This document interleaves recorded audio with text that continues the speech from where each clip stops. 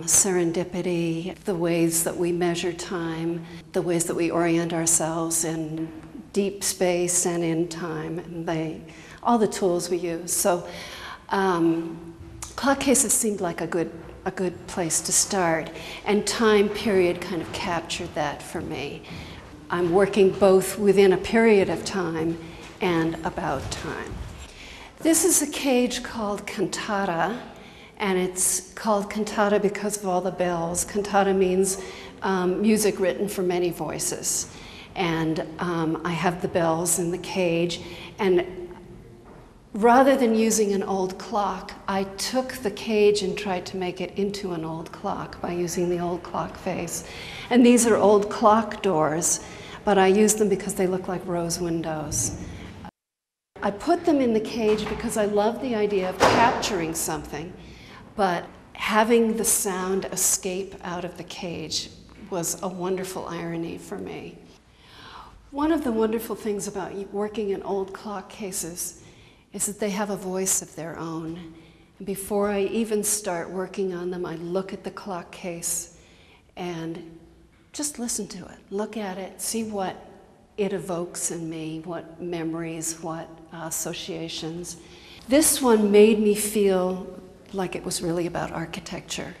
And so I started, I'm sure the pillars were part of that, and the stairs were another architectural element that I have never worked with before, so it kind of intrigued me, in part because it takes you up through the case. I always feel like I'm looking in a window, and then what I like to do with the clock case is actually have a window that looks out. So you're looking essentially through two windows. And of course I've introduced a third one in here.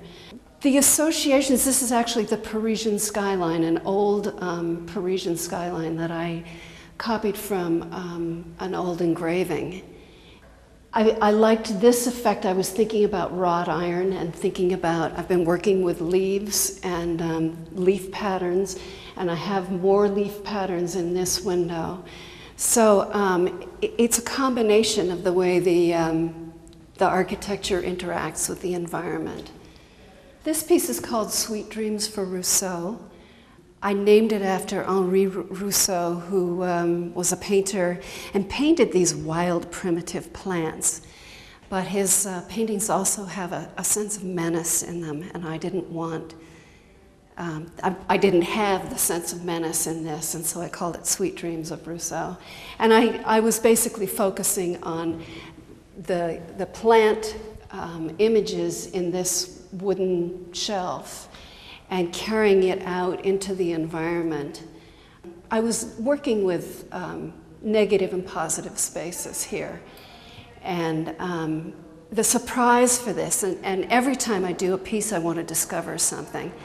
And in this piece, I looked at it and I knew it wasn't finished, and I put the mirror here, which did two things. It captured, you know, this reflection here, and also kind of focused the whole piece right in the center. And I've never worked with mirrors before, so it was kind of a nice surprise. It was fun. I think this show is more about a sense of history and a sense of time, a time period, as opposed to being specifically about time and the mechanics of time and the physics of time and relating to all of those tools that I mentioned before.